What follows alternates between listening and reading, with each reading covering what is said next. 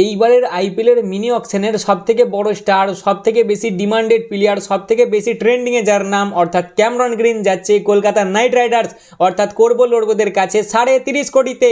IPL ইতিহাসের সবথেকে বড় বিডিং 30.5 কোটি টাকা পাচ্ছে ক্যামেরন গ্রিন, যদিও 18 কোটি পাবে, বাট তার নামে যাচ্ছে ভাই 30.5 কোটি, অর্থাৎ 30.5 কোটি নিয়ে যাচ্ছে ক্যামেরন গ্রিন কেকেআরে। আর এর সাথে CSK death over specialist Matheesha Pathirana সেও যাচ্ছে 13 কোটির বদলে কেকেআরে। এরপরেই আমার ফেভারিট পার্সন অর্থাৎ লিয়াম লিভিংস্টন ফ্লপসে শোনা, সে নিচ্ছে 19 কোটি এবং 19 কোটি নিয়ে যাচ্ছে লখনৌ সুপার জায়ান্টসে। আর এর আগের বারের কেকেআরের সব থেকে দামি প্লেয়ার অর্থাৎ ভেঙ্কটেশ আইয়ার, সে যাচ্ছে আরসিবিতে 6 কোটির বদলে। এইবার তোমরা বলবে দাদা খেপে মেপে গেলে নাকি, অকশন তো এখনো হলোই না, তুমি কোথাকার প্রাইস বলছো, কি দাম বলছো, এরা গেল কি করে, কখন হলো, তুমি কি করে জানতে পারলে? আরে শোনো ভাই, এত চমকানোর কিছু নাই ভাই, এটা হচ্ছে মক অকশন, বুঝলে তো। আজকে হয়েছে জিও হটস্টারে মক অকশন, যেটা প্রত্যেক বছরই হয়ে থাকে, যারা দেখেছো তারা হয়তো জানবে। মক অকশন হচ্ছিল, সেখানে জাস্ট 30টা প্লেয়ারই ছিল, তাদেরকে নিয়ে ছোট বড় একটা আর কি অকশন হচ্ছিল। সে যেমন ম্যাচের আগে আমরা প্রিভিউ বানাই না যে কেমন হতে পারে, কারা টস জিতবে, মানে ওরকম টাইপের একটা হচ্ছিল যে কে কোন দলে যেতে পারে, সেইটাই আমি তোমাদেরকে বলছি। তাছাড়া আশ্বিন আন্নাও একটা অকশন করেছিল, সেটা তো একদম প্রপার অকশন ছিল ভাই, এটা তো এরা মজাকের ছলে করেছে। তাই ভাবলাম চলো কাজ কাম নেই, এইগুলো নিয়ে একটু আলোচনা করা যাক, দেখা যাক কে কাকে কিনলো, কত টাকায় কিনলো, রেটিংও দেবো কোন দল কেমন পারফরমেন্স দিল। আর বাকি কালকে তো তোমরা এতক্ষণে জেনে যাবে যে কে কোন দলে যাচ্ছে, কে কত টাকা পাচ্ছে। হ্যাঁ, আমার চ্যানেলটা এখনো যারা সাবস্ক্রাইব করুন ক্রিকেট খাই রুল, সেটা অবশ্যই সাবস্ক্রাইব করে নেবে, ঠিক আছে। কাল দুপুরে 2:30টায় আসছে ওই চ্যানেলে লাইভ, একসাথে দেখবো কে কাকে কিনছে, ক টাকায় কিনছে, আলোচনা হবে, রিভিউ হবে, অ্যানালাইসিস হবে, মজা হবে, মানে সবকিছু নিয়ে আলোচনা হবে আর কি। তাই অবশ্যই ওই চ্যানেলটা সাবস্ক্রাইব করে নেবে, আর তার সাথে এই চ্যানেলটা যারা করুনি এটাও সাবস্ক্রাইব করে নেবে, ফেসবুক থেকে দেখলে ফলো করে নেবে আর সাবস্ক্রাইব করে নাও, কারণ ভাই এরপরে ওয়ার্ল্ড কাপ আছে, তারপর আমাদের আইপিএল আছে, উমেন্স প্রিমিয়ার লিগ আছে, সব রকম খবর আসবে এখানে, ঠিক আছে। ক্রিকেটের A to Z খবর পাবে তোমরা, তাই অবশ্যই সাবস্ক্রাইব করে নেবে। তাহলে চলো আর বেশি না বকে ভাট, আজকের ভিডিওটা শুরু করা যাক। প্রথমত এটা বানানোর আমার প্ল্যান ছিল না, আমি ভাবছিলাম কালকে অকশন আছে, এতক্ষণে হয়তো কালকে হাফ অকশন হয়েও যাবে, তাই অকশন নিয়ে কিছু একটা বানানো যাক। আমার মাথায় ঘুরছিল যে কেকেআরকে নিয়ে একটু আলোচনা করব, যেহেতু ওরা সব থেকে বেশি পার্স নিয়ে যাচ্ছে, সব থেকে বেশি টাকা ওদের কাছে আছে, তাই একটু অ্যানালাইসিস করবো ফাইনাল বার যে কেমন নিতে পারে, কাকে নিতে পারে, সেই নিয়ে আলোচনা করবো ভাবছিলাম। বাট মক অকশন পেয়ে গেলাম সামনে, তাই ভাবলাম এটা নিয়ে আলোচনা করা যাক, দেখা যাক কোন টিম কাকে কিনলো, কত টাকায় কিনলো। তাছাড়াও আন্না মক অকশন করিয়েছে, সেটা নিয়েও একটা ছোটোখাটো রিভিউ হবে, মানে ওই নিয়ে একটা আলোচনা হবে, ঠিক আছে। তাই এই অকশনের রুল ছিল ভাই জাস্ট 30টা প্লেয়ারই ছিল এখানে, মানে ওই মজাক মস্তিতে করেছে আর কি, তাই তোমাদেরকে আমি বলছি জাস্ট 30টা প্লেয়ারকে নিয়ে অকশন করা হয়েছে আর কি। 21টা প্লেয়ার ছিল 5টা সেটে, আর বাকি 9টা প্লেয়ার ছিল তোমার এক্সিলেন্ট রাউন্ডে, যেখানে আর কি তাড়াতাড়ি নাম করা হয়। তাহলে চলো শুরু যখন করছি, তাহলে সবার প্রথমে শুরুটা করা যাক কেকেআরকে দিই। কেকেআরকে রিপ্রেজেন্ট করেছিল আমাদের রবিন উত্তাপ্পাদা, মোটামুটি ভালোই করেছে ভাই, খুব খারাপ করেনি। কেকেআর কিনেছে মক অকশনে 30.5 কোটিতে ক্যামেরন গ্রিনকে, আচ্ছা পাতিরানাকে কিনেছে 13 কোটিতে, আর জনি বেস্টোকে কিনেছে 2.5 কোটিতে। মোটামুটি মক অকশন অনুযায়ী ঠিকই আছে ভাই, ঠিকই কিনেছে রবিন্দা, কারণ বাকিদেরকে তো কিনতে হবে, নাহলে ওনার কাছে যা পয়সা ছিল ভাই 30টা প্লেয়ারের হাফ প্লেয়ারকে উনি কিনে ফেলতে পারতো। বাট ঠিক আছে, সবাই মিলেমিশে কিনেছে, এই 3টে প্লেয়ার কিনেছে, মোটামুটি ভালোই বলবো, আমি খারাপ বলবো না, 10-এর মধ্যে 7 রেটিং দেওয়া যেতে পারে। জনি বেস্টোর জায়গায় ওখানে তোমার জেমি স্মিথের নাম ছিল, জেমি স্মিথকে নিতে পারতো, বাট নিইনি, চলো ঠিক আছে। এরপর আসা যাক সিএসকের কাছে। সিএসকে মোটামুটি ভালো টাকা খরচা করেছে, রায়নাদা রিপ্রেজেন্ট করেছিল সিএসকে। সিএসকে 6-7টা প্লেয়ার কিনেছে, যার মধ্যে সারফরাজকে কিনেছে 7 কোটিতে, যেটা আমি বলবো ঠিক আছে, গুড পারচেস। শিবম মাবিকে কিনেছে 2.5 কোটিতে, এটাও ভালো পারচেস। তারপর রাহুল চাহার কিনেছে 10 কোটিতে, এটা আমার মনে হচ্ছে একটু বেশি হয়ে গেছে, 10 কোটিতে রাহুল চাহার, 5-6 অব্দি ঠিক ছিল, বাট চলো ঠিক আছে। হাসারাঙ্গাকে কিনেছে 2 কোটিতে এবং নোকিয়াকে কিনেছে 7.5 কোটিতে। এইবার তোমরা বলবে 7.5 কোটি নোকিয়াকে দিয়েছে আর পাতিরানার পেছনে আর একটু যেতে পারেনি। দেখো ভাই, অকশনের স্ট্র্যাটেজিটাই হচ্ছে আলাদা রকম, জানো তো। অকশনে এটা ম্যাটার করে না যে তুমি কত টাকা পেতে পারো বা কত টাকা তোমার কপালে আছে, অকশনে এটা ম্যাটার করবে যে কার নাম আগে আসবে। নাম যাদের আগে আসবে না, তারাই অকশনে বেশি টাকা পাবে, এটাই হচ্ছে অকশনের ভাই আর কি, মানে যেটা আসল সাচ্চাই, নাম যাদের আগে আসবে তারা বেশি টাকা পাবে।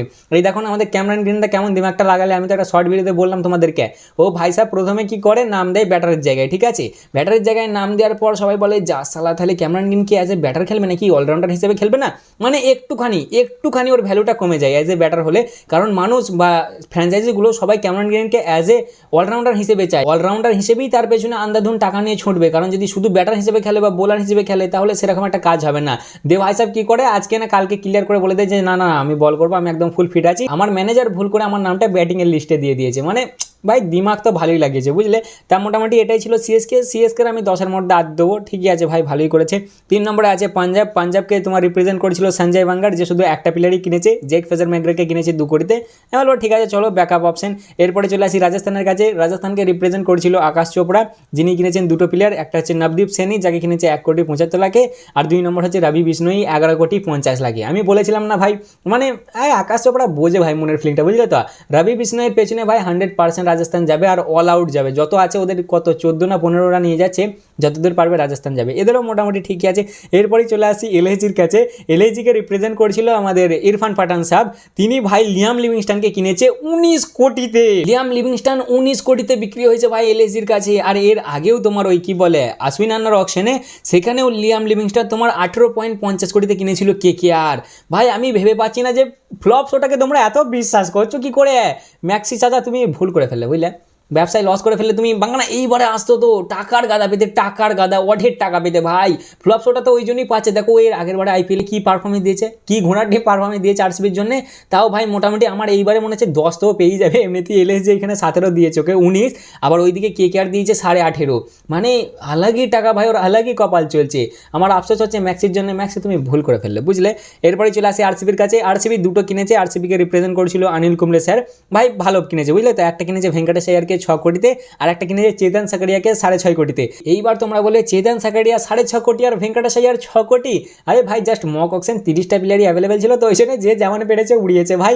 আর দ্বিতীয়ত কথা হচ্ছে উনি ইন্টারেস্টেড ছিল টিম সেফার্ট আর একটা কি মাইকেল ব্রেসওয়েলের জন্য মনে হয়, তাও এগুলো তো নামই ছিল না কো। এরপরেই চলে আসে ডিসির কাছে। ডিসিকে রিপ্রেজেন্ট করছিল মোহাম্মদ ক্যাফ, যিনি কিনেছেন লুঙ্গিকে 6.5 কোটিতে। বললাম না লুঙ্গি এবারে প্রাইস বাড়ি ফেলেছে ভাই, ও যা পারফরমেন্স দিচ্ছে না, লুঙ্গি এমনিতেও 3-4 কোটি পাবে মনে হচ্ছে। আচ্ছা ডিকককে কিনেছে 1 কোটিতে, যেটা আমি বলবো স্টিল, ঠিক আছে খুব সুন্দর ভাই।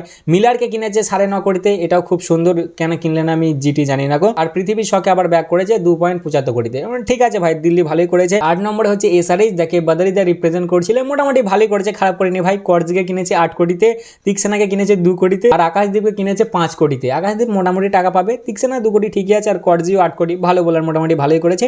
আর সবার লাস্ট হচ্ছে জিটি।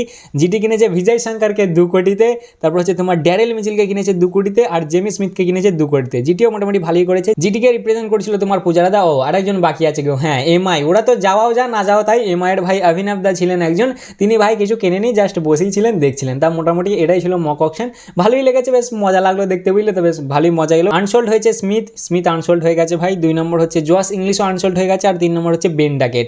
এরপরে যদি চলে আসি আশ্বিন আন্নার মক অকশনে, আশ্বিন আন্নারটা একদম প্রফেশনাল ভাই, মানে উনি একদম, তোমরা যে দেখবে আশ্বিন আন্নার চ্যানেলটা, উনি হেভি করেছেন ভাই, টপ ক্লাস। উনি এর আগের বারেও করেছিলেন, আমি দেখেছিলাম।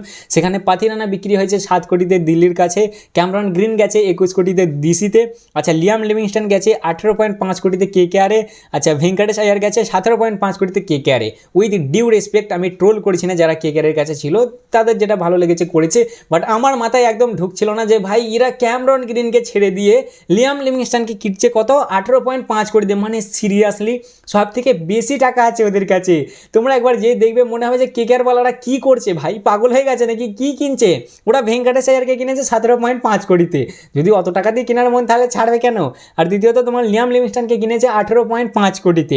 উল্টো দিকে ক্যামরন গ্রিনকে কিনেছিল সিএসকে 21 কোটিতে, রবি বিষ্ণয়কে কিনেছিল 10.5 কোটিতে এসআরএইচ। আচ্ছা তোমার পৃথিবী শকে কিনেছিল 5.52 কোটিতে কেকেআর ভাই, মানে ওখানে এক কথায় হেগে দিয়েছে ভাই, উইথ ডিউ রেসপেক্ট হেগে দিয়েছে। আচ্ছা এরপরে 6 নম্বর হচ্ছে ডেভিড মিলার, যাকে কিনেছে 5.5 কোটিতে পিবিকেএস। আচ্ছা তারপর মুস্তাফিজুরকে কিনেছিল আরসিবি 3.5 কোটিতে। জনি বেস্টোকে কিনেছিল 3.75 কোটিতে কেকেআর। মানে জনি বেস্টোর দিকে কেন এত টান দিচ্ছে বলো দেখিনি ভাই। এখানে রবিন উত্তাপাও জনি বেস্টোকে কিনেছে 2.5 কোটিতে, ওইদিকে ওনারাও কিনেছিল 3.75 কোটিতে। মানে কি জনি বেস্টোই আসছে নাকি এই কেকেআরওয়ালার, কি হবে গো, জেমি স্মিথ আসবে না নাকি? আরে ভয় খেও না, এটা just mock auction, as a ফানের জন্যই বানানো। আর 10 নম্বর হচ্ছে রাহুল চাহার, যাকে 3.25 কোটিতে কিনেছিল আর এটা ছিল আশ্বিনের হাইলাইটস। আর এর আগেটাতে তোমাদের বললাম, বাকি চলে এলো ভাই অকশন দেখতে দেখতে। হ্যাঁ আর প্রায় একদিনও নেই, হয়ে গেল টাইম শেষ, কালকে হবে অকশন। হ্যাঁ আমাদের সরপঞ্চ সাহেব তো অলরেডি সেখানে পৌঁছে গেছে, যেহেতু পাঞ্জাবের তোমার যে হেড কোচ আছে না রিকি পন্টিং, তিনি অ্যাভেলেবেল থাকবেন না, তিনি আই থিঙ্ক অ্যাসেসের কমেন্ট্রি করবে, ওই জন্য আসবে না কো পাঞ্জাবের কোচ, তাই পাঞ্জাবের ক্যাপ্টেন গেছে। কিন্তু উল্টো দিকে দেখো এসআরএইচের যে ভিটোরিয়া আছে না, ড্যানিয়েল ভিটোরিয়া আই থিঙ্ক ওদের হেড কোচ, উনি আসবেন, উনি অস্ট্রেলিয়ারও কোচ, সেই জায়গা থেকে উনি 2 দিন ছুটি নিয়ে আসবে, কিন্তু এইদিকে ইনি কমেন্ট্রিও করবে বলে যেতে পারবে না। মানে আজাবই চলছে ভাই। টিম সেবার তো আজকে আবার 100 পিটে দিয়েছে অকশনের আগের দিনই, মানে বেশ ভালোই হবে বুঝলে। তা মোটামুটি এই ছিল আজকের ভিডিও, জাস্ট ফানের জন্য বানানো। কেমন লাগলো অবশ্যই জানাবে, ভালো লাগলে লাইক কমেন্ট শেয়ার অবশ্যই করবে। আর হ্যাঁ কালকে অবশ্যই 2:30টার সময়, ঠিক আছে। তা আজকের জন্য এতটাই, দেখা হচ্ছে আবার পরের ভিডিওতে। চলো ততক্ষণের জন্য টাটা।